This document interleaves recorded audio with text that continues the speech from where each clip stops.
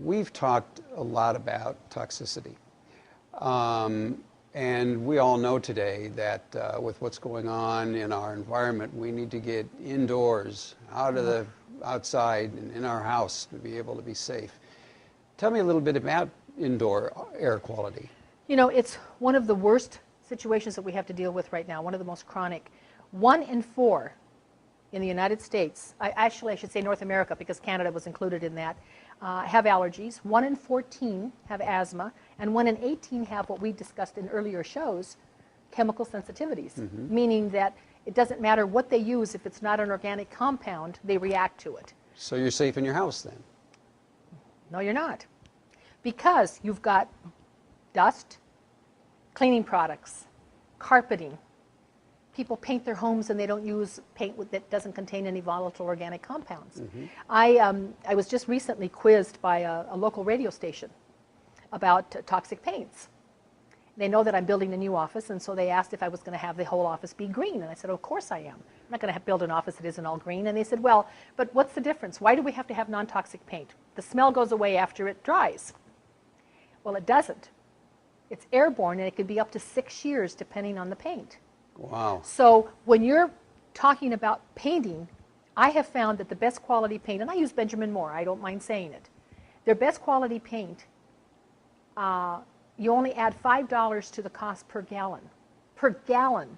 So if your health isn't worth that, can you imagine in a nursery, in a home, anywhere? You have to have your body be in an environment that's 80% clean so that the 20% of the time that you are in a polluted environment, it's not going to sabotage you. We're not going to exceed that toxic load we talked about earlier, that the body exceeds its toxic load at a certain level. So we try to keep the air quality as clean as possible, and that's from everything, including, I have a very, very close friend that helps me teach a lot, and I teach in schools locally, and his name is Dusty.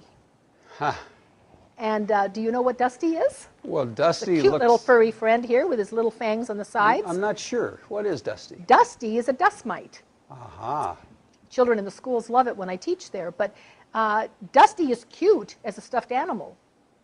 But the dust mites can actually invade most of our pillows. That's why you should always, you know, people sometimes have their pillow for 10, 15 years. Children have a lot of allergies, not just children, but specifically children, because their immune system is not able to cope with all the dust mites. So a foam rubber pillow, number one, is a petrochemical. You should not be using foam. Really? Absolutely, unless it's natural rubber. There are companies now that sell natural rubber pillows and mattresses. But I have an organic down pillow that has been hyperwashed. That means that they wash it 50 times to take all of the dander and all of the dust off of the feathers before they make the pillows. But I still wash that pillow once a month. It gets washed in hot water, dried in a hot dryer, and put back on the bed. So your close proximity, think about it, is your sheets, your blankets, and your pillow, right? Yes. It's indoor air quality for 7, 8, 9 hours a night. But you kind of said sheets and mattresses, or pillows and mattresses. Your mattress is okay, isn't it? No, no, because the mattresses all have, think about it, the mattresses have, under law, have a spray of flame retardancy. Unless you get a letter from your doctor, which I have written many, many recommendations for patients to get a mattress made without the flame retardants, without the Scotch guarding. Think about it, Lyle. And then you end up with all of the foam, which is petrochemicals, and all of the other chemicals in the polyesters and the nylons and the things that they use to quilt the mattresses.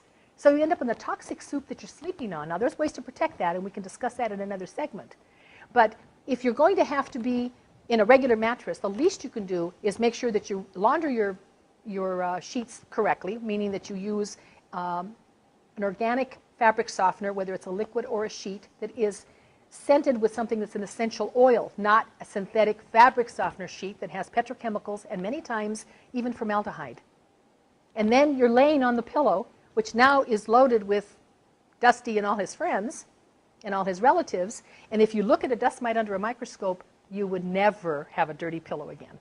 It's that dangerous. I wonder if we can revisit this. You've pretty much shocked me as we are now. Oh, but he's so cute. Yes, and I understand there's probably 500,000 of those in there Exactly, too. exactly. But there are 3 or 4 other things that I'd like to ask you about around the house, so if you don't mind, let's pick back up at another time. Absolutely, I'd be happy to. Thank you. Thank you.